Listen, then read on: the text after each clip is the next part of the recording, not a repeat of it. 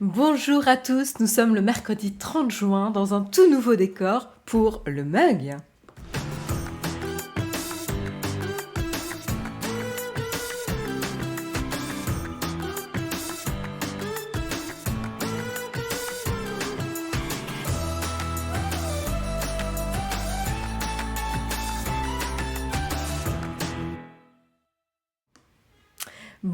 Bonjour à tous, j'espère que vous allez bien, que vous avez la forme. Je suis ravie de vous retrouver en ce dernier mercredi de la saison. En tout cas, on vous retrouvera évidemment en septembre, mais pour moi en tout cas, c'est le dernier avant l'été. J'espère que vous allez bien. Alors j'en profite pour prendre un peu de temps ce matin. Comme vous le voyez, on n'est pas dans notre environnement naturel. Ça va le devenir, mais on a déménagé, on a officiellement emménagé ce week-end. Et donc là, vous voyez le bureau, la pièce du bureau qui est très sympa, mais qu'on utilise aussi comme pièce de stockage en attendant qu'on ait fini les travaux. Voilà, donc l'appartement est habitable, mais on est un peu en mode camping. On voit encore les cartons, ouais, tout à fait. Ce live n'est pas sponsorisé Ikea. On pourrait se poser la question, parce que voilà, il y a du alinéa, là, la petite planche en bambou, c'est du alinéa. On a des pieds ici, on a des tiroirs par là, on a des tapis là aussi, c'est des tapis Ikea ou alinéa, on a des fleurs séchées, on a une enceinte connectée, on a des petits bougeoirs qui sont encore protégés ici, on a une télé qui se balade là. Et des plantes, voilà. Donc, ce n'est pas non plus sponsorisé par des standing desks, mais même si je suis très contente de mon standing desk là-bas, parce que là je suis sur le bureau de Jérôme. Mais voilà, c'est un petit peu camping. Donc c'est tout à fait possible, je dirais même probable, qu'on ait des problèmes techniques ce matin, parce que bon, vous le savez, on se renouvelle pas. Voilà, donc il va falloir supporter ça. On espère que ça va quand même bien se passer. J'espère que ça va bien se passer. Et autant vous dire que évidemment, on va profiter de l'été pour correctement s'installer dans le bureau et vous préparer quand même des décors un peu plus sympas que ce décor de carton et de trucs de bordel derrière. Voilà. Salut Andy76, salut Cyril Bouche, salut Alexine, salut Alf2500, salut Samuel, salut Guillaume, salut Macalga, j'espère que vous allez bien, salut Gépif. Et ça marche du premier coup, ouais, Gépif, attention, va falloir se calmer, on sait pas. Salut Poppy, salut Psylob, ouais, il y a déjà du monde ce matin. Donc voilà, Marion la brocante, ouais, c'est un peu ça. Fun fact, Jérôme est caché dans l'un des cartons. Vous allez peut-être le voir sauter d'un carton à la fin de l'émission. Ce sera peut-être la grande surprise du jour, mais n'attendez quand même pas trop. Vous êtes fibré, oui, c'est la grande surprise. C'est la grande surprise quand on avait craqué sur cet appart. À l'origine, il n'était pas fibré avec l'opérateur qu'on voulait. Et on s'est dit, quand même, on a craqué dessus. Et puis finalement, 2 semaines après, il était fibré avec l'opérateur qu'on souhaitait. Donc tout va bien. D'un point de vue connexion, on a la petite box cachée derrière, là, dans mon dos. Là, vous la voyez dépasser, là, hop, ici. Et c'est bon, on est relié. Hop, on est relié en Ethernet. Donc normalement, c'est bon en termes de connexion. Désolée de le dire, mais je suis pas fan de votre déco. Vincent, je trouve ça un petit peu offensant comme commentaire. Limite, sors de la chatroom là. Je ne comprends pas. C'est un style particulier de décoration. C'est un parti pris. Ce n'est pas un style particulier, c'est un parti pris de décoration. Vous n'y comprenez rien dans la chatroom. Tiens,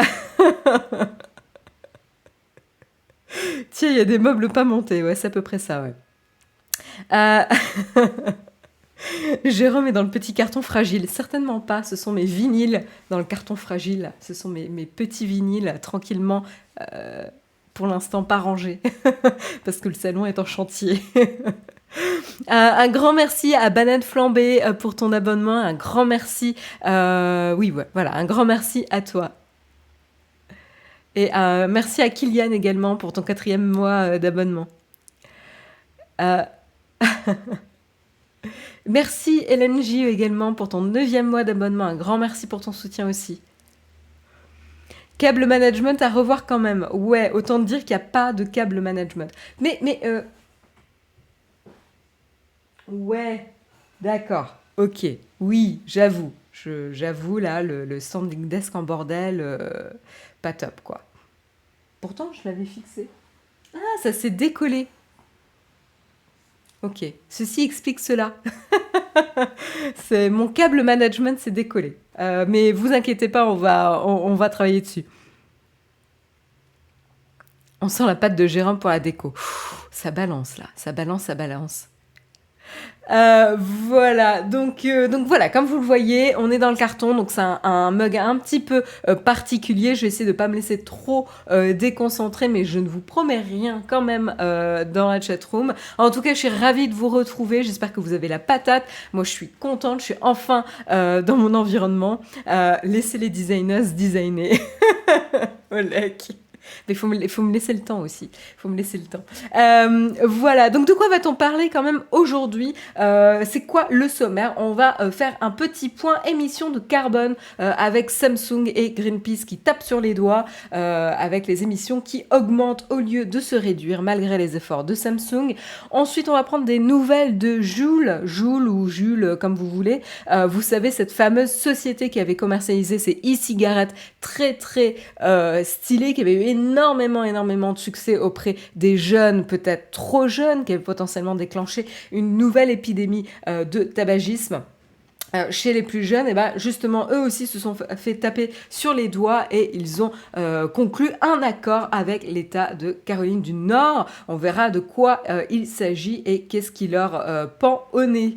Ensuite, on enchaînera avec Amazon. Amazon qui sort une nouvelle fonctionnalité pour vous apprendre, pour vous aider à apprendre à lire. Alors peut-être pas vous dans la chatroom, mais peut-être vos enfants. Et oui, avec toute leur attirail Echo, Dot et compagnie, ils vont pouvoir vous proposer un assistant pour vous aider à faciliter la lecture. Et puis ensuite, on parlera aussi de Facebook. Facebook qui se prépare, qui remonte ses manches un petit peu pour contrer Twitter et Substack. Et oui, alors qu'est-ce que ça veut dire Twitter, Substack? À quoi on fait référence? On fait référence à la monétisation via une newsletter, un abonnement de newsletter, puisque c'est le business model de Substack. Et Twitter, eux, ont racheté une société qui s'appelle Review pour pouvoir faire ça. Et ben Facebook, eux, ils sortent un nouveau site internet appelé Bulletin avec le même but. On en parlera évidemment un peu plus en détail tout à l'heure. Et puis, on restera un petit peu avec Facebook et on prendra des nouvelles d'une décision de justice qui est tombée hier, qui met une petite claque à la FTC, qui voulait attaquer Facebook contre son monopole, son abus de position dominante. Et ben, ils se sont fait retoquer pour l'instant. On verra pourquoi.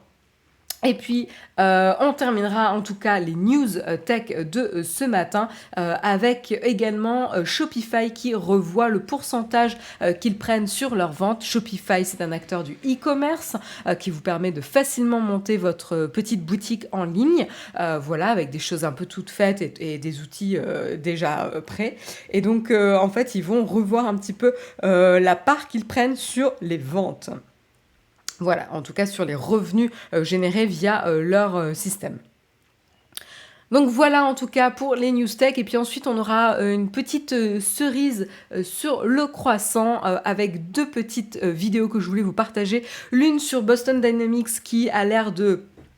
À défaut de pouvoir vendre ces robots dans l'industrie, enfin dans des entreprises industrielles, etc.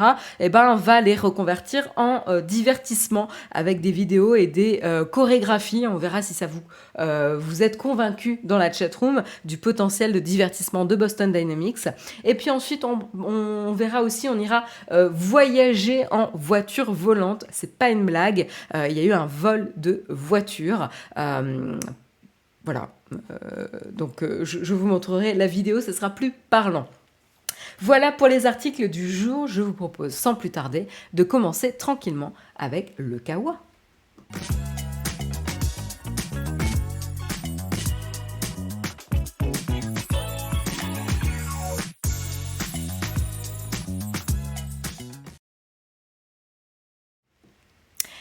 Et voilà, je lis un petit peu vos commentaires en tôle, Jules. Non, là je parle de la... Je lis ton commentaire, mais en fait là je parle de la société. Hein. Ça parle beaucoup météo là.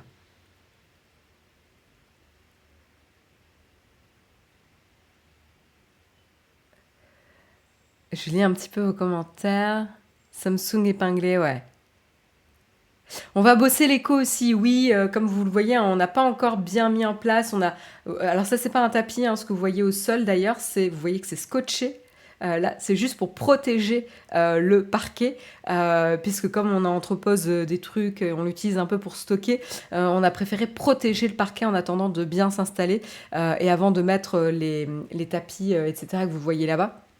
Donc, on est vraiment en mode, on n'a pas encore installé, quoi. Voilà, vous l'aurez compris. Donc, toutes nos excuses, en tout cas, pour l'écho, la qualité d'image, la qualité du fond, qui est pas très, très sympa.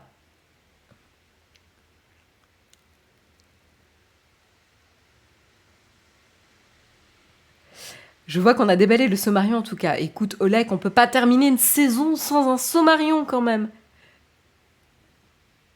Pas de tartine streaming avant les vacances, bah comme tu... Ouais, je sais, j'ai hésité. On pourra en parler dans les cornfac, je pense.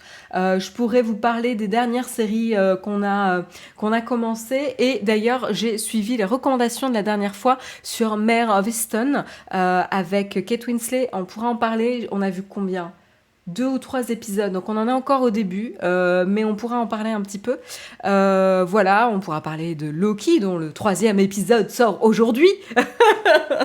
Je ne suis pas du tout obsessionnelle, mais voilà, je vous remets, on fera pas une tartine, mais on fera un petit cornfac pour ceux qui ont envie de parler série, on fera un petit cornfac là-dessus.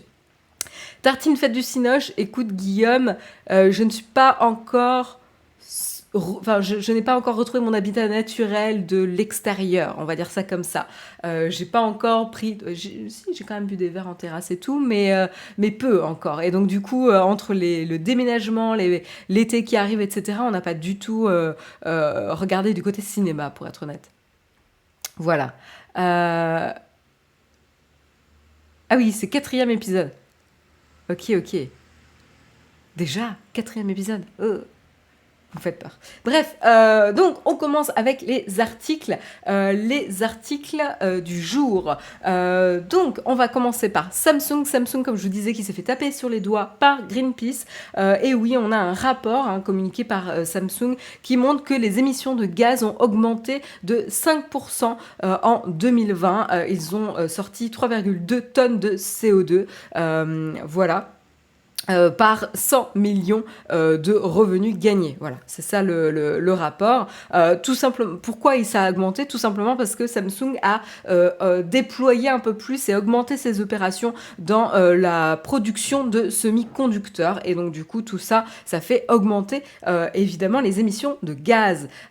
Et donc, du coup, ce qui s'est passé aussi, c'est qu'ils ont raté évidemment leur objectif de réduction. Leur objectif était originellement prévu à 1,55 tonnes comparé à ce qui s'est passé de 3,2 tonnes. Donc voilà, donc ça c'est raté. À savoir quand même que depuis 2008, ils ont quand même réduit de 70% depuis ce qu'ils émettaient en 2008. Donc évidemment 2008, ça remonte, mais il y a quand même un effort. Et de la même manière, Samsung a communiqué sur le fait que toutes ces opérations en Chine, Europe et les États-Unis étaient maintenant pouvaient être conduites grâce à des énergies renouvelables désormais. Voilà. De même, Samsung a signé des accords pour l'énergie renouvelable avec des fournisseurs au Brésil et au Mexique pour justement être à 100% sur des énergies renouvelables d'ici 2025. Donc en tout cas, ils ont des plans, ils ont déjà mis des choses en place, ils ont des plans, mais en tout cas, ils ont raté leur objectif, sachant en plus qu'en 2020, avec la crise qui s'est déroulée, la crise sanitaire qui s'est déroulée, il y a eu quand même un arrêt de la production. Donc c'est quand même un petit peu inquiétant de se dire que même en 2020, ils ont augmenté leur émission. À voir. En tout cas, Greenpeace, eux, tapent du poing sur la table. Bon, comme d'habitude, hein, on les connaît. Mais bon, voilà, hein, c'est un combat aussi légitime. Et ils disent à Samsung qu'en effet, Samsung doit faire plus. En effet, ils mentionnent que tous les sites en Chine, Europe et États-Unis, en fait, ne représentent que 20% de la consommation d'énergie, en fait, finalement, de Samsung, ce qui reste à peu près anecdotique. Donc, en effet, sur ces 20%, ils n'utilisent que de l'énergie renouvelable, mais ça reste assez anecdotique. Et donc, du coup, ils informent que quand même Samsung utilise 82% d'énergie fossile pour le reste de ses besoins énergétiques, ce qui est quand même problématique. Voilà, on le sait, on n'aime pas les énergies fossiles. Et donc notamment Greenpeace recommande à Samsung de changer ses modes de consommation d'énergie, notamment pour ses opérations en Corée du Sud et au Vietnam, qui représentent justement 80% de l'utilisation de l'énergie de Samsung aujourd'hui. Donc c'est plutôt là qu'il faudrait investir que sur des 20% qui restent un petit peu peut-être anecdotiques, en tout cas pour ce combat. Voilà donc pour le petit point, en tout cas je pense que c'est ce qu'il faut retenir. Alors évidemment après il y a un rapport qui parle aussi de la consommation d'eau, puisque du coup on a l'information qu'en 2020 Samsung a consommé 4953 tonnes par jour d'eau, dont 70 180 tonnes d'eau étaient réutilisées. Voilà, donc là, pareil, ils essayent de travailler avec de l'eau réutilisée et qui représente 1,2% d'augmentation par rapport à 2019. Voilà. Donc pour l'instant, Samsung n'a pas communiqué sur combien d'eau ils utilisent par jour. Voilà, ils ont réduit leur consommation, excusez-moi, je me suis un peu emmêlé les pinceaux, ils ont réduit leur consommation moyenne d'eau de 4953 tonnes par jour, mais on ne sait pas combien ils en consomment au total par jour. Donc voilà, c'est un petit peu Quand on balance des chiffres, ça peut impressionner, mais quand on n'a pas de baseline, c'est un petit peu compliqué de savoir ce que ça veut dire. Et là, c'est un petit peu le cas, en tout cas, pour cette information. Voilà. Donc en tout cas, c'est toujours le challenge pour ces sociétés tech. Là, évidemment, on parle de Samsung, mais je pense que Samsung est loin d'être le pire acteur en termes de société tech sur les énergies renouvelables, ou en tout cas les émissions de gaz. Donc voilà, c'est toujours important quand même de le rappeler et de se poser aussi la question quand on consomme des objets tech. Je suis pas forcément la meilleure placée pour en parler évidemment, mais de se poser la question, est-ce que vous en avez vraiment besoin ? Est-ce qu'on ne peut pas le réparer ou est-ce que c'est vraiment cette année qu'il faut le changer ? Est-ce qu'il y aura un changement drastique par rapport à ce que vous avez déjà ? Donc voilà, sur chacun son propre impact, mais chaque société tech, je pense, est évidemment invitée à redoubler d'efforts sur le sujet. C'est bien, il faut pas lâcher la pression, ouais, exactement. Exactement. Donc on continue, cette fois-ci avec quelqu'un d'autre qui s'est fait taper sur les doigts, et c'est la société Joule. Joule, vous la connaissez, on en a beaucoup parlé, je pense, pas l'année dernière, mais je dirais peut-être il y a 2 ans. Parce que l'année dernière, à part parler du coronavirus, on n'avait pas trop d'autres sujets quand même. Mais il me semble qu'on en a parlé, il y a peut-être 2 ans ou peut-être un peu plus. Mais on en parlait beaucoup, tout simplement parce que c'est un fabricant de e-cigarettes, voilà, de vapoter. Et le problème, en tout cas le problème pour eux, c'est qu'ils ciblaient quand même pas mal la population des jeunes. Voilà, ils avaient un produit qui était assez sympa, assez trendy, assez prisé. Il était assez sexy pour une e-cigarette. C'était étonnant. C'était une des premières ou la première e-cigarette qu'on avait envie d'acheter et qui aurait pu donner envie de consommer et de vapoter. Ce qui a évidemment posé problème parce qu'en plus ça a coïncidé avec une grande augmentation de la population des fumeurs chez les plus jeunes. Donc en tout cas une épidémie de début d'adoption de mauvaises habitudes, quoi, des nouveaux fumeurs, quoi.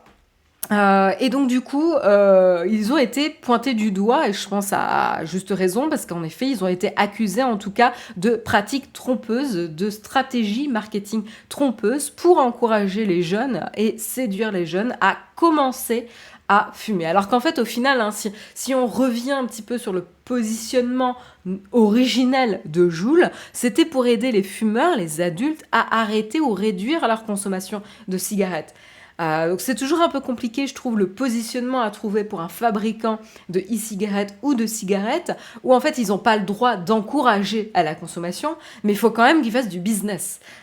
Et donc là, en fait, au début, ils s'étaient lancés sur le créneau on va aider les adultes avec un produit sexy, sympa, à réduire leur consommation de cigarettes et à passer de la cigarette à la e-cigarette pour les réduire au fur et à mesure. Et au final, qu'est-ce qu'ils ont créé? Ils ont créé une nouvelle épidémie de nouveaux fumeurs, très jeunes en plus, parce que le produit était sympa, trendy, avec différents parfums, etc. Et donc, du coup, ils se sont fait attaquer par la Caroline du Nord sur le sujet aux États-Unis. Et donc, ils ont trouvé un accord, ils ont accepté de passer un accord avec la Caroline du Nord.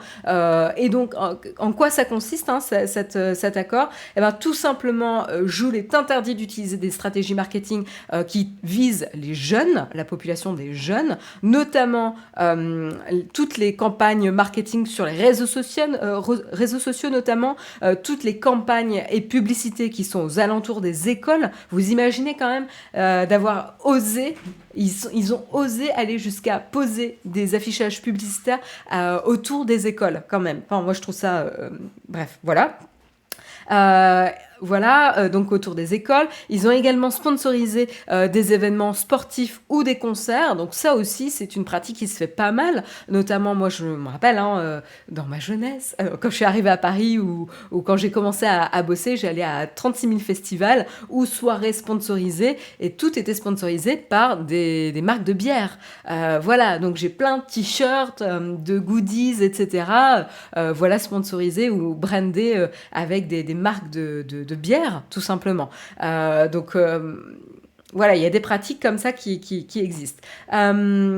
Également, la société ne peut pas utiliser des figurants qui ont moins de 35 ans pour leur publicité. Ça, c'est intéressant aussi. Encore une fois, la publicité, c'est pour s'identifier à la cible. Et donc, du coup, si on ne veut pas encourager les jeunes à fumer, eh ben, on ne va pas représenter les jeunes dans les publicités. Donc ça, c'est intéressant d'obliger à avoir un âge minimum pour les figurants sur les publicités, les campagnes de publicité de la marque. Voilà. Et l'autre point qui va quand même... alors, je ne sais pas combien les ventes représentent entre les ventes en boutique et les ventes en ligne, mais en tout cas, Juul doit vendre des produits dans des stores physiques derrière un comptoir. Donc voilà, donc ça va complètement stopper leur activité en ligne, a priori. Et ils vont également payer une amende de 40 millions de dollars à l'État. L'autre chose aussi qu'ils vont faire, c'est qu'ils vont envoyer des agents entre guillemets sous couverture, on va dire comme ça, dans leurs 1000 boutiques chaque année pour s'assurer que les produits Juul ne sont pas vendus à des moins de 18 ans. Là aussi, pour bloquer et enrayer ou limiter l'épidémie de nouveaux fumeurs chez les plus jeunes. Voilà. Donc voilà en tout cas toutes les mesures qui ont été prises. Ça me donne envie de fumer tout ça. Non, mais me dis pas ça!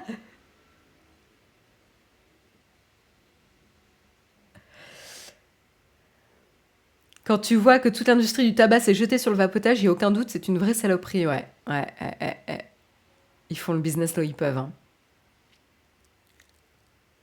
Je lis un petit peu vos commentaires. Je me pense souvent aux gens qui travaillent dans ces boîtes. Je me demande comment ils gèrent mentalement. Est-ce qu'ils se sentent coupables? Est-ce qu'ils sont si cyniques? Je pense que Orlante, c'est quand même un sujet un petit peu compliqué et tu peux avoir cette réflexion sur différents business sur lequel tu pas aligné éthiquement et en termes de valeurs. Voilà. Et après, en fonction de où t'en es dans ta carrière, t'as pas les mêmes priorités aussi. Enfin, je veux dire, moi, je me rappelle quand je commençais. Quand je cherchais mon premier job, bah voilà, quand j'ai cherché, c'était il me faut absolument un premier job, quoi. Et je vais pas faire la fine bouche, il me fallait un premier job. Voilà, donc après, j'ai jamais travaillé en effet dans un business, peut-être pour des clients, je me rappelle pas. J'en ai pas qui me viennent en tête là, tout de suite, tout de suite. Mais bon, voilà, t'as pas les mêmes enjeux ou contraintes en fonction de ta carrière aussi. Et après, au fur et à mesure, quand tu as plus d'expérience et que tu es pas autant dépendant d'un revenu, tu peux te permettre du coup d'avoir des critères un peu plus spécifiques.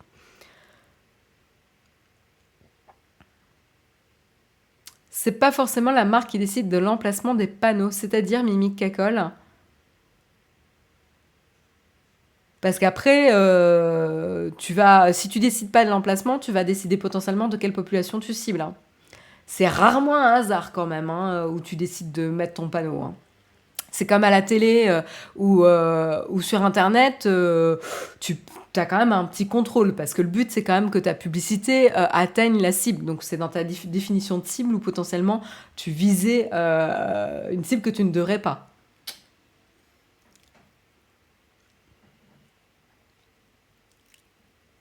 Voilà, bon.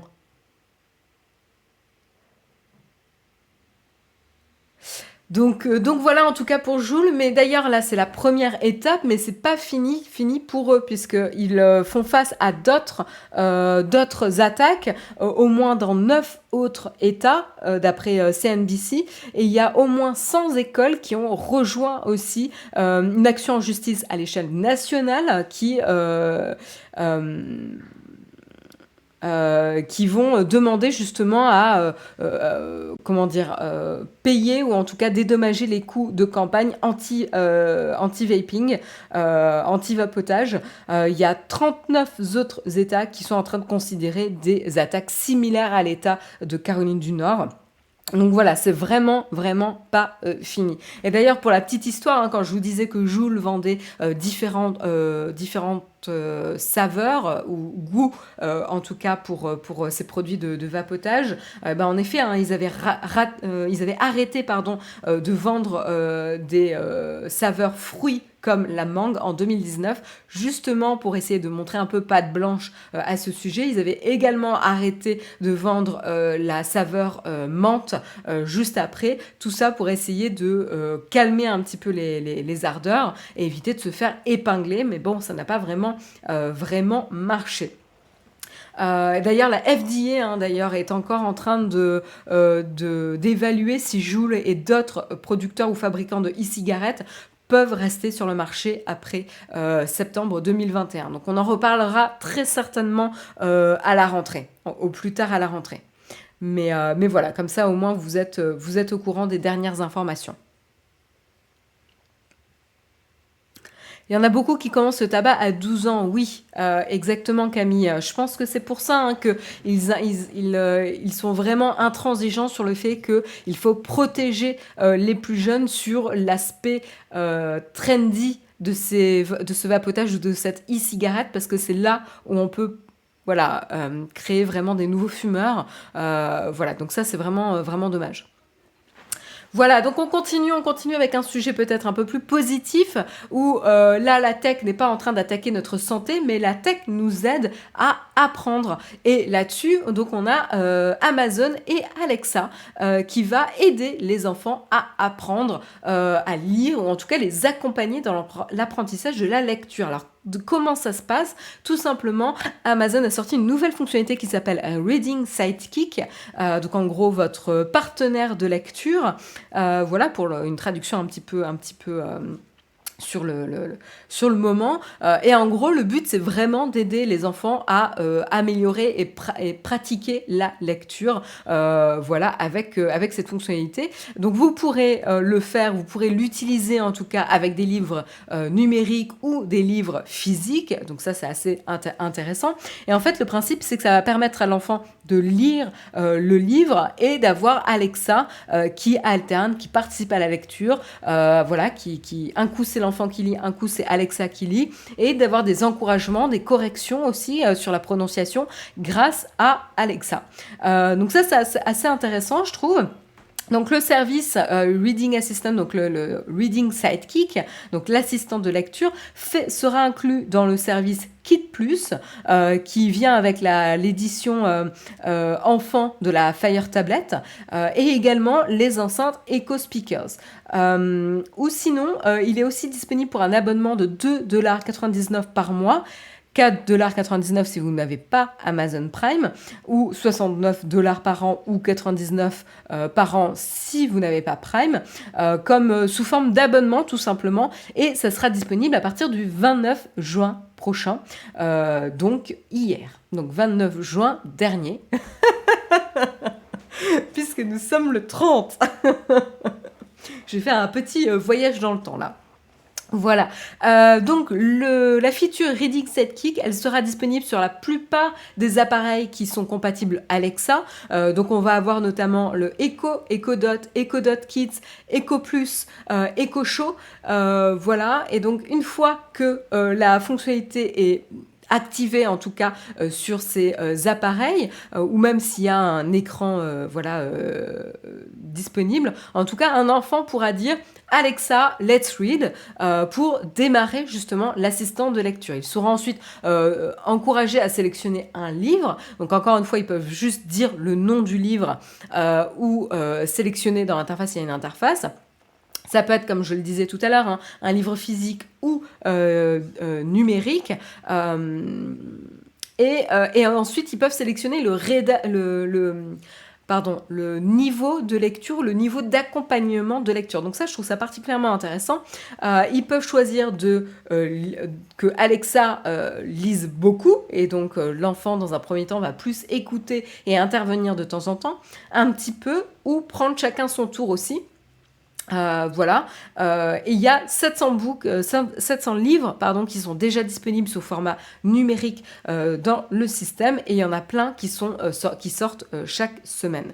Voilà, donc une fois qu'un livre est commencé, Alexa va donc écouter la prononciation et la lecture de l'enfant et va l'assister sur la prononciation, et aussi lorsque l'enfant va buter lors de la lecture, il va l'aider, l'encourager et l'accompagner pour réussir à apprendre et à prononcer lors de la lecture. Il y aura également des encouragements lorsque l'enfant prononce très bien ou lorsqu'il arrive à maintenir un rythme fluide. Donc voilà. Qu'est-ce que je peux vous dire de plus ? Une chose que le Reading Sidekick ne fait pas, le but du Reading Sidekick, c'est vraiment d'aider l'enfant à être plus confortable dans ses aptitudes de lecture, mais ce qui ne va pas être fait, c'est vérifier la compréhension du livre. C'est-à-dire qu'à la fin d'une lecture avec le Reading Sidekick, il n'y aura pas des questions de compréhension ou d'analyse du livre. Donc ça fait pas partie en tout cas du périmètre de la feature. Donc ça, il faut être très très clair là-dessus. Dans le futur, Amazon va également déployer des profils pour les voix des enfants, pour pouvoir plus facilement les reconnaître et différencier le niveau d'un enfant de lecture et le niveau de lecture d'un autre enfant. Par exemple, si vous avez des jumeaux ou plusieurs enfants, par exemple je sais pas à quel âge on commence à lire, moi, j'en sais rien. Vous me posez des questions dans la chatroom là. Non, mais ça peut être, si vous avez plusieurs enfants à 1 ou 2 ans de décalage, il y en a plusieurs qui sont du coup dans le process d'apprendre plus ou moins ou à faciliter leur aptitude de lecture. Donc ça peut être très très intéressant et utile d'avoir des profils d'enfants différents pour ce fameux Reading Sidekick. Pour l'instant, ça n'est pas disponible, mais ça le sera prochainement. Et ça permettra de personnaliser justement l'expérience pour eux, tout simplement. Qu'est-ce que je peux vous dire de plus ? Un point que j'ai trouvé assez intéressant de pourquoi Amazon travaille là-dessus. Alors, Il y a un enjeu business, je pense que voilà, c'est assez intéressant. Mais un point sur lequel il voulait attirer l'attention sur pourquoi cette fonctionnalité peut être vraiment utile, c'est pour combattre ce qu'ils appellent le summer slide. Donc en gros, c'est la pente de l'été ou comment dire, le retard de l'été, etc. En gros, qu'est-ce qui se passe? C'est durant les grandes vacances, eh ben, les enfants n'ont pas cette sollicitation quotidienne de pratiquer la lecture grâce à l'école. Et donc, du coup, ça peut potentiellement les aider à maintenir de manière plus assidue la pratique de la lecture pendant les vacances. Même si, évidemment, il y a certains parents qui font très attention à ça. Il y a évidemment une problématique de disponibilité. Et donc, l'enfant va potentiellement moins pratiquer la lecture. Et donc, du coup, de sortir cette feature, ça va pas remplacer les parents. Le but, c'est pas de remplacer les moments où le parent lit ou aide, accompagne son enfant dans l'apprentissage de la lecture, mais plutôt d'augmenter les chances que l'enfant pratique de manière plus assidue ou plus souvent la lecture et du coup lui permettre de le faire de manière un peu plus autonome. Voilà. Même si je suis d'accord, ça peut atterrir à des dérapages là-dessus. Mais il faut vraiment l'utiliser comme un outil et non un remplacement des parents. Enfin bon, je pense que vous le savez déjà dans la chatroom. L'autre enjeu sur lequel on peut se poser des questions, c'est l'aspect privacy, c'est-à-dire les données et l'écoute de ces étapes de lecture. Parce qu'évidemment, pour corriger un enfant et pour savoir détecter s'il prononce bien ou pas, et ben, du coup, il y a quand même le Echo d'Amazon qui va écouter ce que l'enfant dit. Et donc, du coup, pour perfectionner aussi l'Echo, il s'est entraîné sur beaucoup de voix d'enfants et de nombreuses voix d'enfants, et potentiellement s'améliorer avec la voix de votre enfant. Et donc du coup, il y a un enjeu un peu de privacy. Donc là, ce qui peut se passer, c'est que vous pouvez définir vous-même dans les réglages de vos appareils, de supprimer automatiquement, ou après un certain temps en tout cas, les enregistrements de voix de votre enfant, de vos sessions de lecture. Donc à faire attention sur ce réglage-là. Pour l'instant, je pense pas que ça soit disponible en français. J'ai pas d'informations et comme c'est tout nouveau, je pense qu'ils sont surtout en train de le tester en anglais. Je lis un petit peu vos commentaires. Du coup, les enfants qui ont un accent sud-nord seront corrigés car ils parlent pas bien. Alors, claricule, le but, mais c'est une bonne question que tu poses. Le but, c'est pas de corriger l'accent des enfants, c'est de corriger l'articulation et la prononciation des enfants. Voilà, donc et la frontière est mince. Et honnêtement, je ne sais pas à quel degré de précision ils vont réussir à accepter ou pas une certaine prononciation. Et à faire la différence entre ce que tu dis, c'est-à-dire un accent, versus une prononciation correcte. Voilà. Donc moi, par exemple, je dis jaune au lieu de jaune, parce que je suis du sud-ouest. Voilà. Ou je dis Jérôme au lieu de dire Jérôme. Ou je dis rose au lieu de rose. Voilà. Et c'est pas une faute. C'est pas une faute. Je sais plus parler, du coup. Mais voilà, donc c'est juste mon accent. J'ai un peu de soleil dans mon accent, on va dire ça comme ça. Ou de pluie, parce que c'était au Pays Basque, mais... Et c'est compatible pour les adultes, pour ceux qui ont du mal à lire. Alors Pierre-Yves, je ne sais pas. Tout ce que je peux te dire, c'est que Alexa a d'abord été entraînée avec des voix adultes. Donc a priori, ils ont déjà une très bonne reconnaissance des voix adultes. Ce qui se passe avec le Sidekick Reading, ou le Reading Sidekick, voilà, dans l'autre sens, c'est qu'ils se sont perfectionnés avec les voix spécifiques des enfants qui sont plus difficiles à accompagner, parce que généralement la prononciation n'est pas aussi nickel qu'un adulte, ou l'articulation n'est pas aussi nickel. Donc potentiellement, peut-être que ça va bénéficier à la reconnaissance vocale globale d'Alexa, et notamment les adultes. Je n'en sais rien. Donc à voir pour les adultes, en effet. Est-ce que ça corrigera les gens qui disent pain au chocolat? Vincent, c'est une pente glissante que tu empruntes.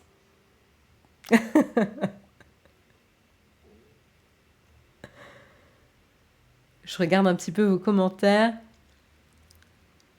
C'est dommage si c'est pas dispo en France parce que ça pourrait intéresser pour l'apprentissage de l'anglais. Oui, Grolb, c'est un bon point aussi, mais je pense que c'est juste le début, quoi.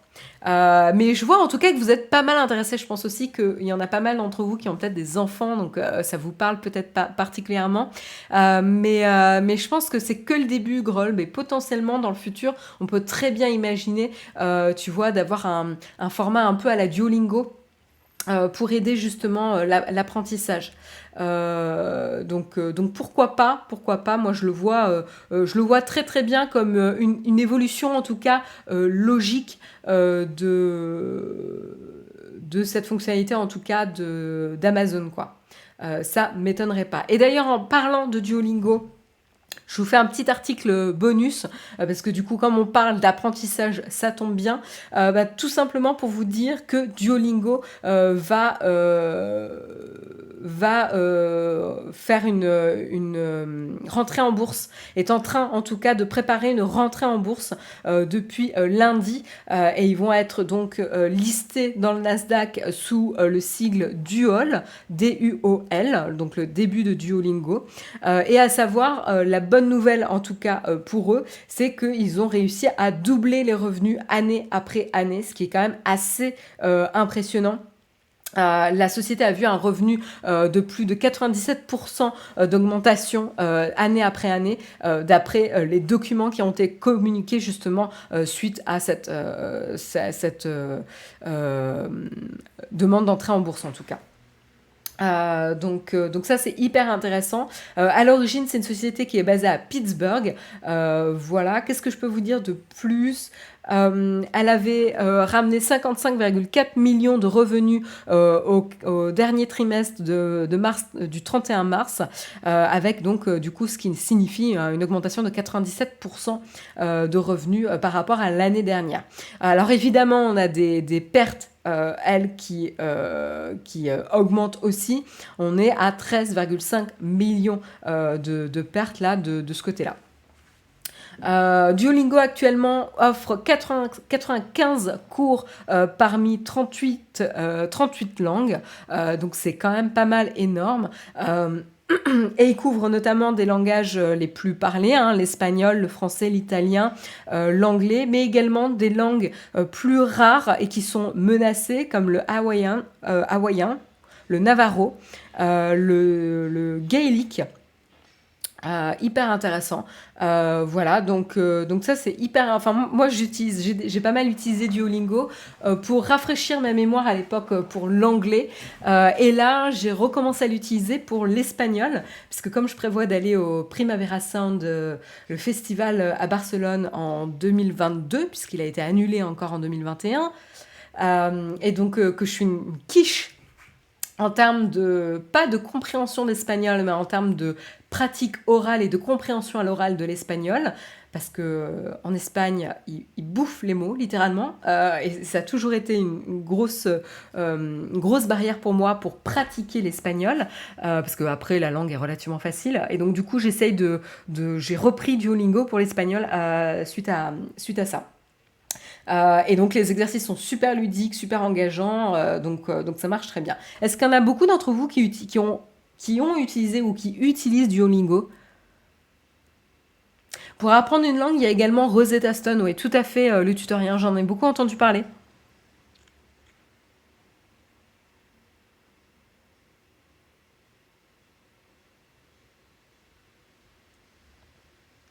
Moi, je trouve pas ça très efficace, Duolingo. Pourquoi, Lucas Le Frisé? Qu'est-ce qui te gêne du coup avec Duolingo?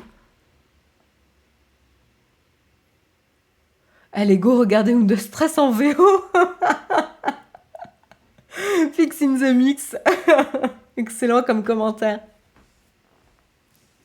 On ne dit pas une quiche en espagnol, mais une tortilla. Oui, c'est pas faux, ouais. Mais sauf qu'il n'y a pas la pâte, mais ouais. Toi aussi, tu l'as utilisé pour l'espagnol, Orlante. D'accord. Je ne connais pas, mais je vais essayer du coup. Vous m'en direz des nouvelles. En tout cas, moi j'aimais bien. Laurent l'a utilisé pour l'anglais. Baron Marutan nous dit, ma mère l'utilise et ça semble très efficace.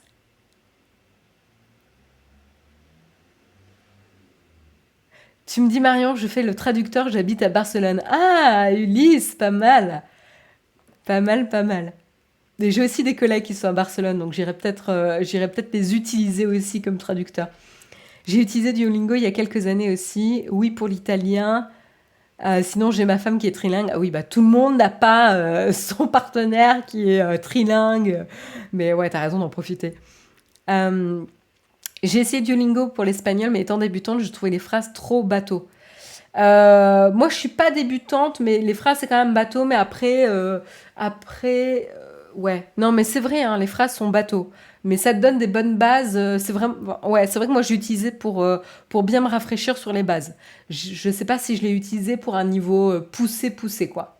C'est peut-être, je suis d'accord avec toi, super chinoise, ouais. Ça manque de grammaire pour apprendre une nouvelle langue, mais c'est pratique. Ah, intéressant, Sanredo. Je l'ai utilisé pour me faire un rappel pour l'italien. Ouais, c'est vrai que moi aussi, hein, je l'ai plus utilisé sous forme de rappel que d'apprentissage depuis le début d'une langue. Il n'y a pas d'oral. Bah si, il y a quand même de l'oral. Il te demande de prononcer des choses. Et je trouve qu'on apprend les mots dans tous les sens. Ça, c'est vrai. Sans réelle logique. J'utilise pour l'anglais et le japonais. D'accord. Très bien, très bien. Donc voilà en tout cas pour Duolingo, j'ai fait la petite parenthèse, mais comme on parlait apprentissage avec Amazon, je trouvais ça intéressant qu'on parle aussi de Duolingo avec leur dernière actualité. On continue avec... attendez, je suis perdue là. Non, c'est ça. On continue avec Facebook. Facebook qui sort un nouveau produit qui s'appelle Bulletin. C'est un nouveau site internet qui va permettre aux auteurs, tout simplement, de créer et de partager des newsletters qui vont être soit gratuites, c'est vraiment au choix de l'écrivain ou de l'auteur, hein, soit gratuites, soit payantes sous forme d'abonnement. Exactement sur le même système que Substack. Pour ceux qui connaissent, est-ce qu'il y en a qui connaissent Substack dans la chatroom? Qu'est-ce qu'il fait encore Zuck? Guillaume, il est saoulé de Facebook, quoi. Toutes les semaines, il y a de nouvelles features qui sortent. Bah, c'est vrai, en plus, hein. Mais voilà, en tout cas, c'est vraiment similaire à Substack et ça va jouer sur le même terrain que Twitter qui a racheté la société Review. Très bon Substack, oui, je l'utilise. Bah, tu vois, voilà, Guillaume, comme quoi tu peux comprendre du coup l'intérêt en tout cas de Bulletin, même si c'était pas intéressé par un service sur Facebook. Mais voilà, en tout cas, Facebook souhaite rendre sa plateforme plus accueillante et plus adaptée aux besoins des créateurs. Ça ressemble un petit peu aussi à leur mouvement côté Instagram, hein, où Instagram est devenu une vraie plateforme e-commerce finalement. Et au fur et à mesure, ils se sont perfectionnés pour donner des outils pour les marques pour communiquer, monétiser leur compte Instagram. Donc je disais marques, mais créateurs, influenceurs également. Et donc du coup, la Facebook se pose la question comment garder, encore une fois, hein, comment garder les gens engagés sur le réseau social, potentiellement en leur donnant du contenu intéressant. Qui dit contenu intéressant, c'est potentiellement donner le moyen de s'abonner à des newsletters directement sur Facebook. Donc voilà, c'est vraiment dans cette mouvance-là. Donc à savoir, les auteurs qui vont utiliser le service Bulletin auront la possibilité de garder leur revenu d'abonnement et de garder l'accès à leur contenu ou à leurs abonnés hein, s'ils bougent sur une autre plateforme. Donc ça, c'est assez intéressant. Ça, c'est quand même plutôt bien. Ils pourront également faire partie et être sélectionnés potentiellement dans la distribution dans Facebook News, donc potentiellement avoir plus de diffusion sur leur newsletter ou leur contenu. La société, en tout cas Facebook, prévoit également de renforcer un petit peu les fonctionnalités, de donner des outils aux auteurs pour avoir une formule audio et écrite de leur contenu. Donc ça, c'est intéressant, on le voit de plus en plus sur les sites internet d'information, notamment The Verge, Numérama, etc. Je crois qu'il y avait Numérama aussi, etc., où on voit une alternative en audio des articles écrits. Donc ça, c'est intéressant. Ça favorise aussi l'accessibilité du contenu et de l'information, donc c'est pas mal. Donc à voir, hein. Pour l'instant, on a juste cette annonce, on n'a pas plus d'informations sur le sujet. Et du coup, pour continuer avec Facebook, puisque c'est pas terminé, je ne comprends pas le principe tu payes pour newsletter. Ouais, tout à fait, Sandokan. Tu payes pour newsletter, tout à fait. Alors c'est vrai que pour ceux qui ont l'habitude d'un internet gratuit, ça peut paraître surprenant. Mais en fait, c'est un vrai travail d'écrire, de rédiger de l'information, etc. Et donc du coup, quand tu aimes les analyses d'une personne, d'un auteur, d'un influenceur en particulier, de la même manière que tu peux soutenir Naotech, hein, d'ailleurs, nous on fait du contenu vidéo, mais ça peut très bien fonctionner avec du contenu écrit ou audio, hein, via podcast et compagnie, et ben tu peux soutenir la personne et t'abonner à une formule qui sera payante. Alors moi par exemple, j'ai 3 ou 4 newsletters auxquels je suis abonnée. Alors pour l'instant, je ne paye pas, mais il y a un des analystes que je suis, que j'aime particulièrement, qui s'appelle Benedict Evans, et je sais qu'il a une formule payante de sa newsletter. J'ai pas encore craqué, mais potentiellement. S'il y en avait un pour lequel je devrais craquer, ce serait lui. Et je sais qu'il a une alternative payante pour sa newsletter, où il a une analyse qui va beaucoup plus loin, beaucoup plus poussée chaque semaine. Voilà.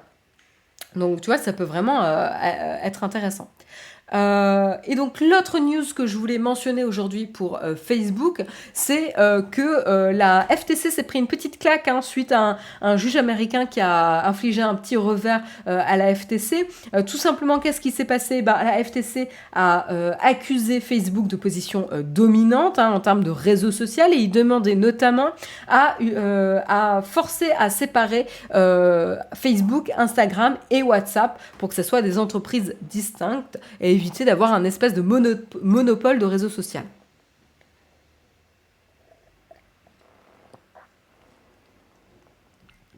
La newsletter de Politico et de celle de Libération sont pas mal, ouais. Ouais, c'est vrai. C'est vrai, c'est vrai. Donc voilà, donc ça c'était un petit peu l'attaque en tout cas de la FTC. Pour l'instant ils se sont fait retoquer puisque justement ils disent que pour l'instant il n'y a pas de preuves suffisamment substantielles pour justifier des pratiques anticoncurrentielles. Donc par exemple la FTC n'est pas parvenue à présenter suffisamment de faits pour établir de manière plausible que le groupe disposait vraiment d'un pouvoir monopolistique sur les réseaux sociaux. Donc ça c'est une déclaration du juge justement James Boasberg qui est basé à Washington. Mais pour l'instant, ils ont été retoqués, mais ils ont quand même 30 jours pour revenir avec des preuves plus probantes sur ce monopole. Donc c'est pas encore complètement terminé, la FTC a encore 30 jours pour fournir des documents qui étayent un peu plus leurs accusations. En tout cas, suite à la décision de justice et le fait que ça a rassuré les investisseurs et le marché pour Facebook, la valorisation en tout cas du réseau social a explosé puisque elle a noté une augmentation de l'action de 4,2%, ce qui lui a permis de dépasser une valorisation de 1000 milliards de dollars de capitalisation. Voilà, donc ça c'est assez énorme pour Facebook. Mais en tout cas, c'est pas terminé, on vous tiendra au courant évidemment des prochains épisodes. Instagram et Facebook utilisent des technologies communes, ouais, tout à fait. Mais utiliser des technologies communes ne veut pas dire monopole de réseau social. Ce n'est pas la même chose. Une newsletter comme en parle Marion aujourd'hui, ce n'est pas les newsletters que tu reçois des marques. On parle ici d'un contenu rédigé, d'articles et de recherches. Tout à fait, Fairjess. Exactement. En effet, on ne parle pas des newsletters promotionnels que vous pouvez recevoir des marques qui vous parlent des nouveaux produits disponibles ou des soldes, puisqu'on arrive dans les soldes, etc. Là, on parle d'un nouveau format, c'est pas nouveau, mais par exemple, vous voyez les blogs, les podcasts, les vidéos, etc. Tout ça sont des plateformes différentes d'expression pour des créateurs, des auteurs, des vidéastes. Et donc, du coup, chacun essaye de trouver un modèle, un business model pour pouvoir être autonome, indépendant et continuer à faire ce travail, parce que c'est encore une fois, il faut pouvoir vivre et donc être rémunéré. Et donc, la newsletter avec ce format d'abonnement est hyper intéressant. Moi, je le trouve super intéressant. Et en fait, ce que j'aime aussi, c'est que quand tu ouvres ta newsletter, tu rentres pas dans cette navigation épuisante d'un site internet où tu vas scroller sans fin, où ces réseaux sociaux infernaux où tu ne fais que scroller sans fin. La newsletter, elle a un début, elle a une fin. Donc, quand tu apprécies un analyste en particulier, te dire que lui, je veux pouvoir suivre un petit peu son analyse des marchés, son analyse des évolutions des sujets phares de la tech, ce qui se passe avec Benedict Evans. Par exemple, c'est une référence pour le mug, mais c'est aussi une référence pour le rendez-vous tech. Je sais que Patrick, des fois, le lit aussi. Enfin, en tout cas, moi, je me suis permis de lui partager des articles et des analyses. Donc voilà, donc vous voyez, c'est hyper intéressant. On attend la newsletter de Jérôme. Alors non, Jérôme, il est plutôt vidéo pour le coup. Hein. Rédiger à l'écrit des longs articles, c'est pas son kiff. Donc, quand on change de photo de profil Facebook, la photo est changée aussi sur Instagram. Oui, mais le but, c'est pas juste de montrer le pont entre les différents réseaux sociaux de Facebook, WhatsApp et Instagram. C'est pas ça le but, c'est de montrer qu'ils ont un monopole de marché. C'est plutôt ça. C'est pas de montrer qu'ils utilisent la même technologie ou qu'on a un ingénieur qui bosse sur les deux. Enfin, voilà. C'est pas ça sur lequel on attaque un monopole. Donc voilà, on vous tiendra au courant évidemment des prochaines étapes sur les décisions de justice concernant Facebook. Dernier article tech de ce jour, c'est Shopify. Alors c'est une brève, je ne vais pas m'étendre dessus, mais vous savez que depuis quelques mois, on vous parle de ce gros sujet où les différentes sociétés tech ou store marketplace essayent de revoir un petit peu leur business model et de favoriser l'arrivée de nouveaux créateurs, développeurs sur leur plateforme en réduisant la marge qu'ils se prennent, la commission qu'ils se prennent sur le business de ces créateurs, auteurs, développeurs, et ben c'est le cas aussi pour Shopify. La plateforme e-commerce Shopify qui vous permet de mettre en place un site e-commerce très très facilement et donc de générer des ventes et compagnie, voilà, ils ont annoncé aussi qu'ils allaient baisser leur commission qui prélève sur les revenus des développeurs à travers leur marketplace pour les apps, et également le Shopify App Store et le Shopify Theme Store. Voilà, donc à la fois le store où vous pouvez trouver des thèmes pour votre site internet et également le store où vous pouvez trouver des applications qui va vous permettre potentiellement d'avoir des features. Là, je ne connais pas très bien Shopify, mais mon hypothèse, c'est que le Shopify App Store vous permet d'avoir différentes features, fonctionnalités sur votre site e-commerce. Et donc, qu'est-ce qui se passe concrètement ? Eh ben, Shopify va baisser sa commission à 0%, pour les développeurs qui font moins d'1 million de dollars de revenus annuellement. Donc ça, c'est plutôt une très très bonne nouvelle. Ça va encourager potentiellement les gens à utiliser Shopify. Alors, c'est une bonne nouvelle pour ceux qui souhaitent utiliser Shopify, qui ont des petits business ou qui commencent juste, parce que du coup, ils vont plus facilement pouvoir retomber sur leurs pattes financièrement. Hein. Mais également, c'est une bonne nouvelle pour Shopify, parce que certes, ils vont perdre un certain montant de commission, mais de l'autre côté, ça va potentiellement booster l'acquisition de nouveaux utilisateurs sur leurs outils. Et donc, en fait, c'est ça le pari long terme que fait Shopify ici, c'est d'attirer plus de personnes sur leur plateforme pour utiliser leur service e-commerce. Donc, c'est très, très malin et c'est pas une action... c'est pas... caritatif ce qu'ils font, hein. C'est vraiment, il y a une réflexion business derrière, c'est pour booster l'acquisition et être plus compétitif en tout cas pour les nouveaux utilisateurs.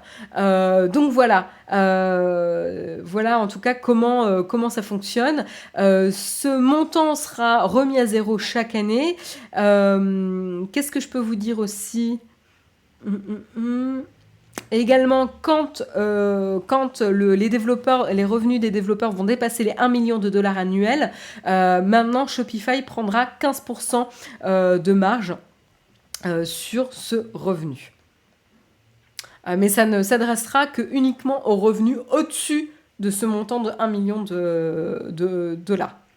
Voilà. Donc voilà, c'est vraiment dans la lignée de tout ce qu'on a pu voir dernièrement avec Apple qui a annoncé aussi la réduction des commissions de l'App Store pour les petits business qui gagnent moins de 1 million de dollars par an, qui auront à payer que 15% de commission. Ça va également dans la même lignée que Google et Amazon. Google, par exemple, ont la même logique que Shopify, c'est-à-dire qu'ils vont baisser à 15% pour le premier million de revenus pour les développeurs. C'est pas uniquement pour ceux qui ne dépassent pas. Voilà. Et tout ça, c'est dans une politique évidemment de protéger ces sociétés contre justement des accusations de monopole et de pratiques d'anti-compétitivité.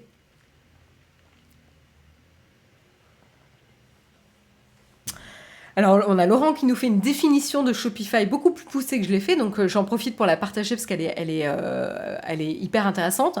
Shopify est une plateforme de commerce électronique en mode SaaS basée sur un modèle propriétaire qui permet aux individus et aux entreprises de créer et d'animer leurs propres magasins en ligne, lesquels sont hébergés contre une redevance mensuelle. Merci à toi, Laurent. Hyper clair.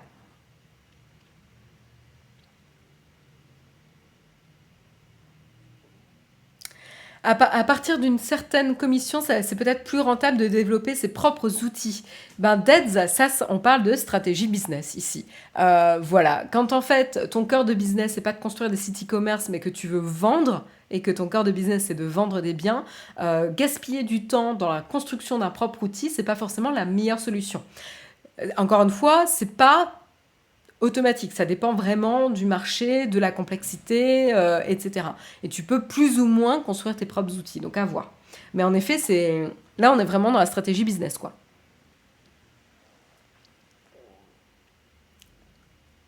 Olak nous dit, à cause de la crise et du confinement, il y a une aide de 500 € pour les commerces qui n'ont pas de site ou de solution de e-commerce. Ouais, hyper intéressant ça, ouais. Je me rappelle, en effet, je me rappelle qu'il y avait eu cette annonce à un moment donné. Et ça, c'est software as a service. Oui, tout à fait. Merci pour les précisions dans la chatroom. Vous êtes les meilleurs là. Voilà en tout cas pour Shopify. C'était le dernier article tech de ce matin. Il est 9h pile poil. Je crois que j'ai jamais réussi à terminer pile poil les actus tech à 9h. On en profite pour saluer nos sponsors. Comme vous pouvez voir, il y a ExpressVPN qui nous soutient. Donc pour ceux qui souhaitent tester un VPN pour avoir une navigation internet plus privée, mais tout en gardant des bonnes performances de connexion et de navigation, ExpressVPN, c'est un bon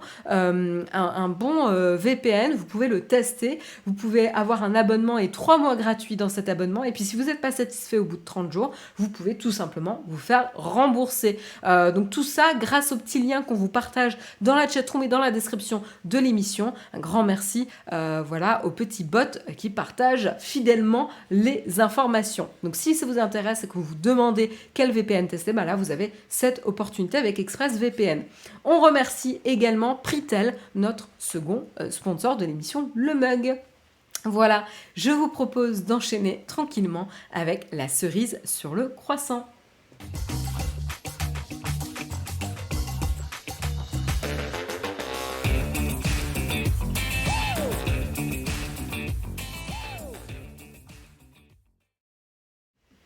Je fais une petite botte. Samuel qui dit je suis pas un bot, mais il y avait le Nightbot. Ah non, pardon, je t'ai confondu, Samuel. Je t'ai confondu parce qu'en fait, tu as eu ton message. Il me semblait bien que j'avais vu Samuel en plus. J'avais vu ton message pour ExpressVPN et ensuite j'ai vu le Nightbot juste en dessous avec Amazon Prime. Toutes mes excuses. En effet, Samuel, tu n'es pas un bot. Même si on va parler de Boston Dynamics juste après.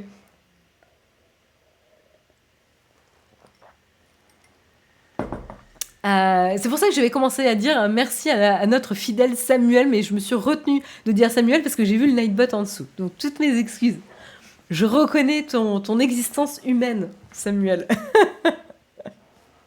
Quoique des fois on se demande, c'est vrai qu'il est tellement régulier et tellement, on peut tellement lui faire confiance qu'on peut se demander si c'est pas un robot, une intelligence artificielle derrière quand même. Donc on continue avec des petites vidéos que je voulais vous partager, des petites vidéos rapides. Alors il y en a une, c'est Boston Dynamics que je voulais vous montrer. Je vais pas vous montrer l'intégralité de la vidéo parce que la vidéo est encore plus marrante quand vous avez le son, mais pour des raisons de ne pas se faire bannir de Twitch, je ne vais pas pouvoir vous partager le son de cette vidéo, mais en gros, ce que vous allez voir, c'est des robots Boston Dynamics qui font du lip sync sur une chanson avec une chorégraphie. Parce qu'a priori, Boston Dynamics arrive pas tellement à prouver et à montrer des usages d'application de leurs robots, et donc au lieu de les faire montrer dans des usines, ils leur font faire du divertissement et des chorégraphies. Voilà, c'est un petit peu cynique, mais on peut se demander un petit peu l'utilité de ces robots et est-ce que ça fonctionne vraiment.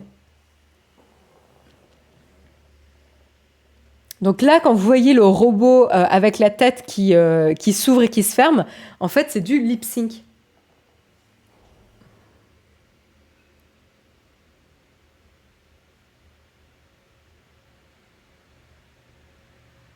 Voilà, je vous montre un petit peu.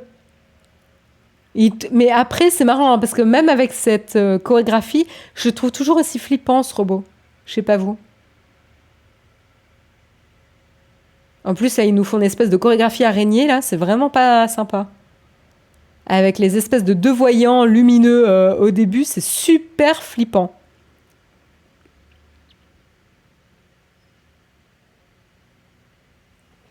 Bref, voilà, Baron Marathon a la même réaction que moi, lip sync ou pas, ça fait toujours aussi flipper.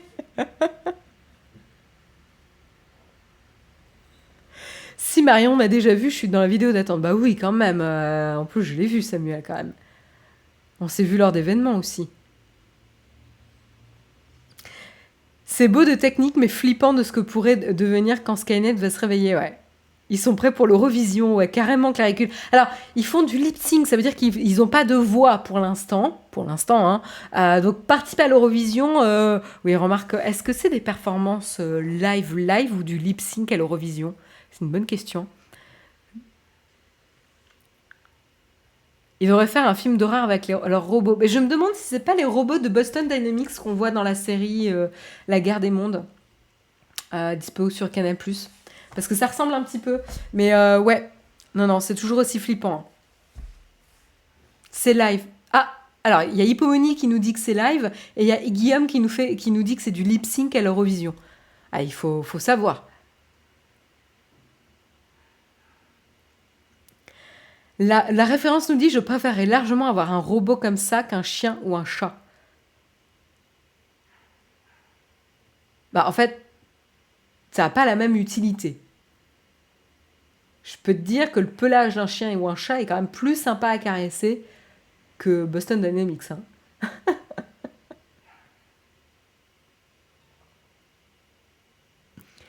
Tu as vu la pub de Hyundai Industry, oui, qui est le nouveau propriétaire de Boston Dynamics, tout à fait. Non, je l'ai pas vu. C'est du live à l'Eurovision, c'est du playback à l'Eurovision. À chaque fois qu'il y a quelqu'un qui nous dit que c'est du lip sync live. C'est du lip sync live. C'est un concept.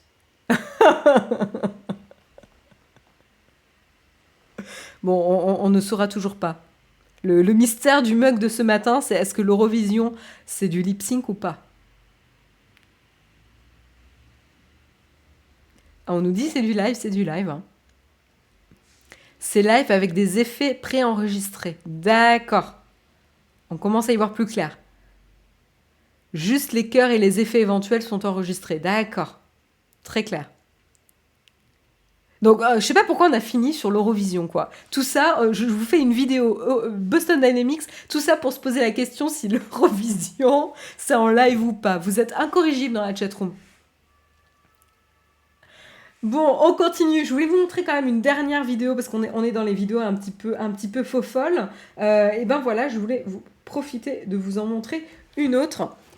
Hop, ici, donc je sais pas si vous voyez bien, mais on est sur une voiture volante et il y a bien une personne dedans. Donc c'est une voiture volante, ce n'est pas un drone, c'est-à-dire que ce n'est pas commandé, il y a un vrai conducteur, hein, dedans, et vous voyez que la voiture peut se transformer, donc peut voler et peut se transformer pour devenir une voiture à peu près normale. Bon, autant vous dire qu'elle prend quand même de la place dans le garage, hein. Je pense qu'elle dépasse légèrement aussi des places de parking. Avec son aileron et compagnie, c'est pas forcément super pratique, mais vous pouvez voir en tout cas un petit peu le concept ici. Et donc, ce qui est intéressant, c'est donc du coup qu'elle a besoin quand même d'une piste d'atterrissage, hein, pour pouvoir atterrir. Donc, c'est vraiment, comme je vous dis, c'est pas le même fonctionnement qu'un hélicoptère. Ouh là là, le réglage colorimétrique là est un peu. C'est pas comme un drone ou un hélicoptère, etc. Ça peut pas atterrir à la verticale. Ils vont devoir obligatoirement avoir une piste pour le décollage et l'atterrissage, donc c'est un petit peu embêtant. Vous pourrez pas, en gros, vous sortir des embouteillages si vous êtes coincé, par exemple. Sinon, vous roulez sur les autres voitures devant vous. Mais un aileron tuning digne des plus belles heures du Nord. Pas-de-Calais. Oh, le troll. Olek le troll. Mais c'est bien envoyé quand même. Mais je la trouve relativement sobre, hein, quand même, hein. j'ai vu des choses plus folles, quand même.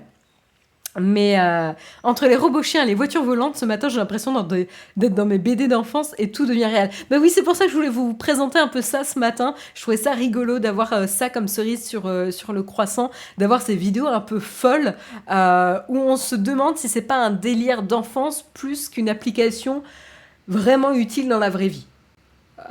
Voilà, c'est juste ça.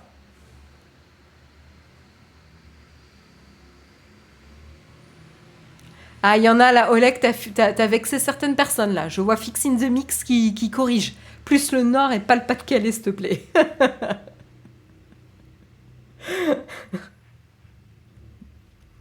Donc voilà, je pense qu'on n'est pas prêt quand même de voir ce genre de voiture. Et puis surtout, est-ce que c'est donné à tout le monde de savoir conduire dans les airs? Parce que autant sur la route, vous regardez autour de vous, autant dans les airs, il va falloir calculer l'altitude, il y aura des trajectoires, s'il y a plusieurs voitures, comment ça se passe? Enfin, il y a un nouveau code de la route des airs qui va devoir être fait, et potentiellement un nouveau permis aussi. Donc on n'y est pas encore, je pense. On n'y est pas encore. Ah, la référence est déçue. En tout cas, bien loin des designs de rêve d'enfant. Ah, je trouve quand même qu'il y a des progrès, hein. Moi, je suis assez impressionnée là, hein. À la fois par le robot Boston Dynamics, quand on voit les premières versions du Spot, quand on se rappelle les premières versions, je pense que je peux vous montrer, hein. C'était quand même Enfin, ça a pas mal évolué. Attendez, je vais vous dire, je vais vous montrer ça. Parce que j'ai été tombée sur un article où on voyait les différentes évolutions de Spot. Donc rappelez-vous en 2009, on avait Little Dog qui était sorti, qui ressemblait plus à un cafard qu'un chien. Ensuite, on avait Big Dog qui était big, voilà, ici. Ensuite, on avait euh, un gros monstre énorme, énorme, le LS3, énorme, celui-là, voilà. Ensuite, on avait le Wildcat avec sa petite démarche, etc. Ensuite, on avait le Spot, officiellement appelé Spot pour la première fois en 2015, ici. Et puis après, on avait des choses assez terrifiantes, avec une tête, avec des petits yeux ou des vis qui ressemblent à des yeux, là, avec le cou qui est vraiment flippant, avant d'atterrir au format qu'on a vu là dans la dernière vidéo.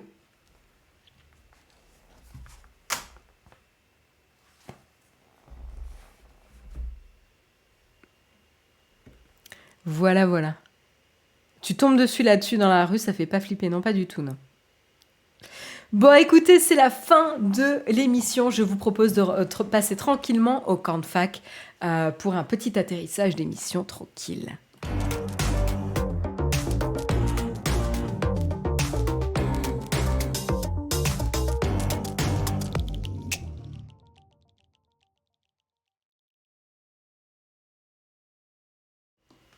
Alors, on nous pose la question là dans la chatroom, est-ce qu'ils les vendent vraiment ces robots? Oui, tout à fait, ils les vendent vraiment ces robots. Et alors, attends, je peux même te dire le prix, parce que j'avais vu le prix. Le prix est à 74 500 $ le robot. Voilà. Donc, en cadeau de Noël, c'est un budget. Voilà. Tu peux commencer à investir dans une maison versus acheter un chien robot Spot, quoi. Donc, j'exagère. Du coup, c'est le camp de fac. Donc, si vous avez des questions musique, série, allez-y. Ou des questions sur n'importe quoi. Je vais rester quelques minutes avec vous là pour clôturer tranquillement ce petit mug. Donc, allez-y si vous avez des questions. Je regarde un petit peu vos commentaires. Ça plus les droits d'Amazon, Pizza Hut et compagnie, ouais, c'est clair que le ciel va être assez encombré, ouais, c'est clair. Avec les satellites Starlink qui sont en plus à plus bas dans l'atmosphère, ça va commencer à faire un ciel, on verra plus les étoiles, quoi. Des petits groupes ou zik sympas. Alors, on va prendre Spotify. Qu'est-ce que j'ai écouté dernièrement? Hop, hop, hop. Parce que moi, j'utilise Spotify. Qu'est-ce que j'ai écouté? Est-ce que je peux retrouver mon... Donc là, je suis très dans les Strokes actuellement, là. Donc, c'est pas très original. Ouais, ma découverte là, c'était Mid, M-Y-D, un français un peu dans la veine de Mac DeMarco. Et de la même manière, un autre artiste un peu similaire que j'aime bien, c'est... Est-ce que je vais vous le retrouver? C'est Juan Waters. Euh, Juan comme Juan, G-U-A-N, et Waters, W-A-U-T-E-R-S. Et pareil, hein, Mid et Juan Waters, c'est un peu dans le même univers que Mac DeMarco, à la cool, chill, une bonne musique de festival. Pour décompresser avec l'été qui est là. Moi, j'aime bien. Qu'est-ce que je peux vous recommander aussi? Pop, pop, pop, pop, j'ai pas été fan du dernier album de Francis Lung, mais c'est un artiste que normalement j'aime bien. Pas... Il faut que je le réécoute. Mais voilà, il y a Francis Lung, L-U-N-G, comme poumon, hein, Francis Lung, Francis Poumon, qui a sorti son dernier album. Il y a également Rostam, Rostam, ancien de... J'ai peur de dire une connerie. Il me semble que c'est un ancien de Vampire Weekend.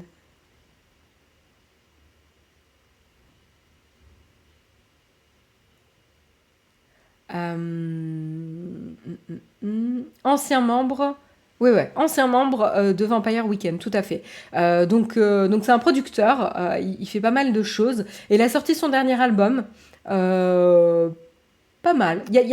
J'aime pas tout, mais il y a des chansons que je trouve vraiment, vraiment top dans son album. Sinon, ce que j'ai pas mal écouté aussi, c'est la BO du film Her qui est officiellement sorti avec Owen Pallett et Arcade Fire. Voilà, donc le film Her avec Joaquin Phoenix, un film que moi j'ai beaucoup beaucoup aimé avec une super BO. Alors le problème de la BO de cette BO là, c'est qu'il n'y a pas le titre Moon Song de Karen O que moi j'adore, qui est chanté par Scarlett Johansson dans le film, mais qui est originalement chanté par Karen O, qui est une artiste que j'aime beaucoup.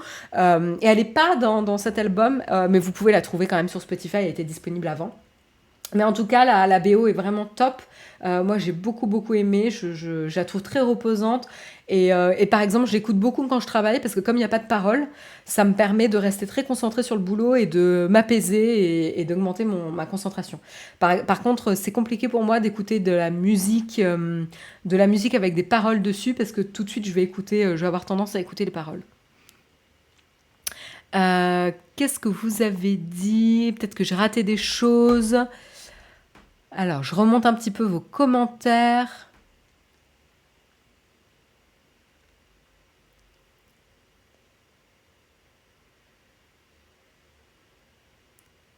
Marion, les plantes derrière toi donnent couettes, de fausses couettes sur smartphone. C'est perturbant la première fois. Ah, d'accord.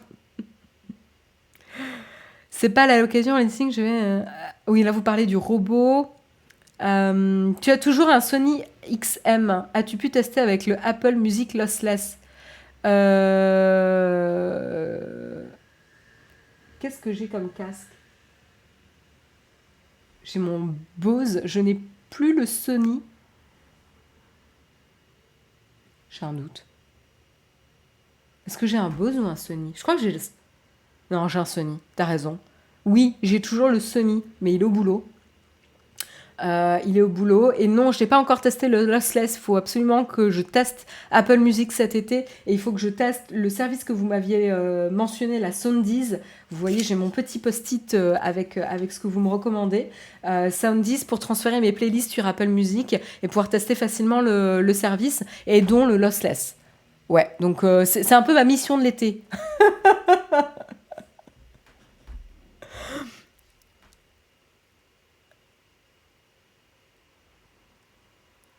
On joue quand à Divinity ou Baldur's Gate? Non mais Dwayne, non. Alors Divinity, c'est bon, on a joué à ce jeu genre 4 fois, on l'a refait 4 fois, etc. Donc je pense que Divinity 1 et Divinity 2, on va les laisser tranquilles. Mais Baldur's Gate, mais... Ah là là là là, on est tellement impatients. Puis alors en plus, il y a Mythic Quest qui a recommencé, qui est pas génial, hein, saison 2 pas très génial. Mais il y a quand même ça parle quand même de jeux vidéo et à chaque fois qu'on regarde un épisode, on est là, mais on a trop envie de jouer à Baldur's Gate. Donc on patiente, on défait des cartons, on monte des meubles, on peint des murs en attendant de pouvoir geeker sur son ordinateur. Donc il va falloir encore patienter un petit peu que le jeu soit un peu plus stable. Donc potentiellement je sais plus quand est-ce que c'est prévu, si c'est à la rentrée ou plus tard. Mais ouais. Il y en a qui recommandent The Blaze. Ouais, c'est un peu trop hype pour moi, The Blaze. Mais ils ont des bons sons. Je sais que Jérôme aime bien aussi. Mais pour moi, c'est un peu trop effet de mode. J'ai commencé It's a Sin, merci pour la reco. Bon, ben, j'espère que ça te plaît en tout cas, FR Jess. Moi, j'ai trouvé ça extrêmement bien joué en tout cas, très intéressant. Des festivals à conseiller cet été pour retrouver la vie d'avant. Écoute, Guillaume, comme je disais, j'ai pas retrouvé la vie d'avant. Donc, j'ai pas fait un seul concert encore. J'ai raté le concert de Pete Doherty aux arènes de Lutèce pour la fête de la musique. J'ai vu ça sur Instagram. Je m'en suis voulu, mais voulu, parce qu'en plus, il paraît que c'était bien. Voilà, et que moi j'aime bien Pete Doherty dans ses bons moments. J'aime beaucoup Pete Doherty dans ses bons moments. Voilà, donc je suis un peu énervée contre moi. Mais non, j'ai pas encore retrouvé ma vie d'avant, pour être honnête. Je pense que tant qu'on n'aura pas, tant qu'on ne se sera pas posé encore bien dans l'appart, qu'on n'aura pas fini les travaux déjà, je vais pas encore trop sortir. Voilà. Oui, chouette, Mid, tu connais, bah voilà, Impomeni, c'est un peu mon coup de cœur dernièrement. Il y a Mid, Juan Waters. Bah, si t'aimes bien Mid, regarde Mac DeMarco et regarde Juan Waters. Vraiment, c'est vraiment un peu dans le même, un peu moins électro, mais dans la même veine chill. Et sinon, un autre que j'aimais bien, mais je crois que je vous en ai déjà parlé. Comment il s'appelle? C'est un Suisse. Comment je vais retrouver son nom? Peu. Ah, j'ai le nom sur le bout de la langue là. Bon, je le retrouve pas. Peut-être une autre fois. Euh, tu apprécies toujours pas les voix de femmes? Ben non, Docteur Valal, ça a changé. Ça a changé, ça a changé. Parce que à force d'écouter, ben, j'ai découvert plein d'artistes dont j'aimais les voix, avec lesquels je me retrouve beaucoup plus. Et donc, tu vois, bah, par exemple, les dernières qui me viennent en tête, c'est alors Saint Vincent, Annie Clark, que je trouve fascinante, étonnante, dérangeante, innovante, enfin vraiment impressionnée par cet artiste. J'ai adoré Georgia, qu'on a découvert en première partie de Métronomie et qu'ensuite on a vu en concert. C'était notre dernier concert avant la crise sanitaire, avant le confinement. Donc Georgia, artiste anglaise, plutôt électro. Il y a également, que j'ai beaucoup aimé, c'est Phoebe Bridgers, dont j'ai mentionné l'album aussi en fin d'année dernière. Phoebe Bridgers, très très chouette. Elle a fait un super clip par Phoebe, par la créatrice de Fleabag. Et j'ai un trou. Il me semble que ça s'appelle Phoebe aussi. Mais donc voilà, donc le dernier album de Phoebe Bridgers, Punisher, est vraiment top. Saint-Vincent a sorti son dernier album, Daddy's Home. Je l'ai pas encore. Je l'ai écouté. Ah oui, je l'ai écouté. Il faut que je le réécoute. C'est pas, je pense, que c'est pas mon album préféré, mais ça reste toujours hyper intéressant. En autre artiste féminine, est-ce que j'en ai? Ah oui, j'écoutais King Princess aussi, avec son album Cheap Queen. Donc tu vois finalement, bah voilà, comme quoi tout le monde évolue. Et je suis un peu revenue un petit peu sur ma sortie j'avais du mal avec les voix féminines parce que finalement plus t'écoutes, plus tu aimes et tu découvres des voix intéressantes.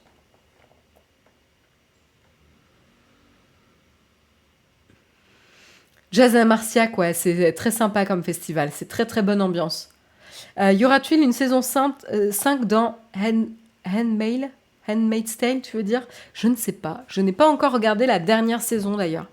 Je suis à la bourre sur Handmaid's Tale. Pas de playlist Spotify, si j'en ai. Et je pense qu'il y en a qui sont publics d'ailleurs. Mais je vais pas vous le dire maintenant. Si je switch à Apple Music, etc., il faudra peut-être revenir sur Apple Music.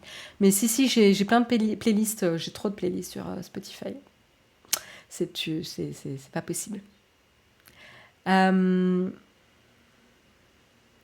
S'agit-il de vraies plantes derrière toi? Oui, la référence, oui. Je bannis les plantes, les fausses plantes. Marion, est-ce que vous avez regardé la saison 2 de Love, Death and Robots sur Netflix? Écoute, moi, 14, j'ai même pas regardé la saison 1. Donc non. Elle fait partie de mes listes, mais de ces séries que j'ai encore pas eu le temps de regarder. Euh, J'ai vu le programme du Hellfest, c'est de la folie. Ouais, alors évidemment, c'est une référence au Hellfest. Alors moi, c'est pas forcément mon type de musique, mais il paraît que c'est génial. Même en termes d'ambiance, il paraît que c'est super. Si vous aimez le rock celtique, on recommande KCR, Corrigan Celtic Rock. Ah, sympa.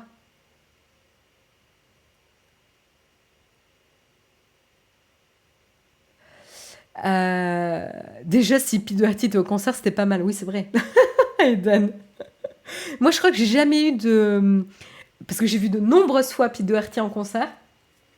Oh là. Puis alors, il y avait un moment donné où il donnait des concerts impromptus au Truskel à Paris, voilà, une fois par semaine. Donc on se retrouvait à le voir limite, enfin une fois par mois au moins au Truskel, donc on y allait tout le temps. Mais je l'ai vu de nombreuses fois. Il s'est toujours pointé, en tout cas à ceux où j'y étais, en plus ou moins bonne forme. Ça dépendait.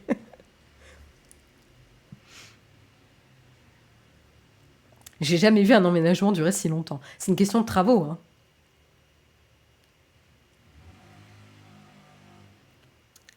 Je regarde s'il y a des derniers. Phoebe Waller-Bridge, merci pour la réalisatrice de Fleabag.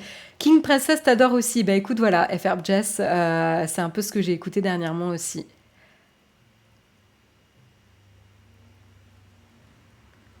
Je sais pas si ça peut te plaire, mais j'aime beaucoup Jessie Ware. Ça me dit quelque chose, mais attends, je vais le noter. J'ai pas de stylo. Attendez, je reviens, je vais prendre un stylo.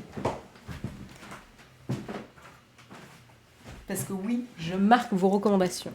Jessie Ware, je vais me le noter. Merci beaucoup pour la recommandation. RIP les plantes Ikea de Jérôme Elve. Oui, elles vont rester dans l'atelier Berthe, ouais, les plantes.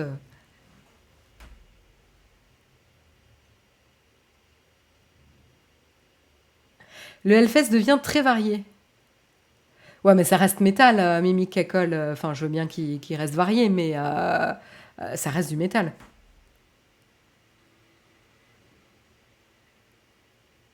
Je conseille le très beau podcast sur la série, sur les séries Pic TV qui explique comment Handmaid's Tale est tombé dans le trauma porn. Ouais, je suis un peu d'accord avec ça d'ailleurs. C'est intéressant, ça me. Ok, c'est hyper intéressant. Je vais peut-être écouter le podcast Pic TV. Pic TV. Merci beaucoup pour la recommandation.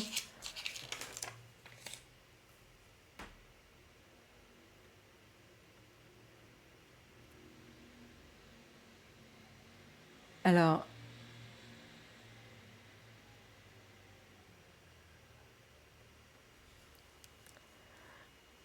pas du tout, j'ai mis de la terre autour, on voit que du feu. Oui, tu vas voir, elle va vraiment y mettre le feu pour compléter l'illusion. Oui, c'est connu que j'aime pas les fausses plantes, ouais, je crois.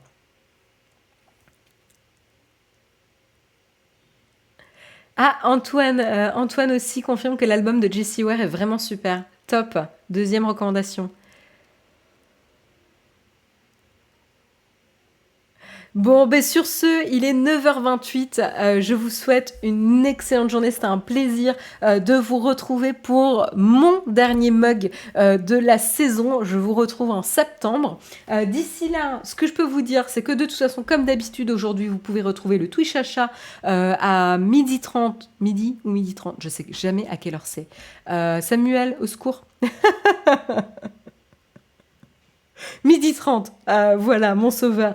Samuel confirme, Twitch achat à 12h30 aujourd'hui. Et puis comme d'habitude, vous pouvez retrouver Guillaume demain matin à 8h.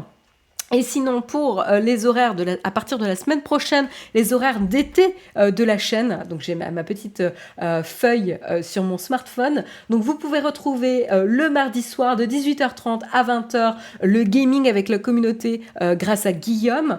Ensuite, vous pouvez retrouver, comme d'habitude, le Twitch achat le mercredi au même horaire. Vous retrouverez également le mug de 17h à 19h le mercredi soir, du coup. Et puis vous retrouverez, comme d'habitude, le jeudi contributeur le jeudi de 18h à 19h. Et... C'est 12h30 le Twitch achat. Oui, c'est ce que j'ai dit. Ah là là, hein Et on terminera avec Jérôme, que vous venez de voir, le vendredi, donc avec la soirée gaming pour commencer comme il se doit le week-end avec une bonne ambiance. Donc voilà, l'émission se conclut avec ce petit programme et la super intrusion de Jérôme. Sur ce, je vous souhaite une excellente fin de semaine et on vous retrouve avec un plus beau décor. Attention, il ne faut pas que je mette vos attentes trop hautes non plus, mais avec un meilleur décor, un meilleur son et toujours des actus news et fraîches à partir de la rentrée. D'ici là, je vous souhaite un très bon été à tous. Bye bye!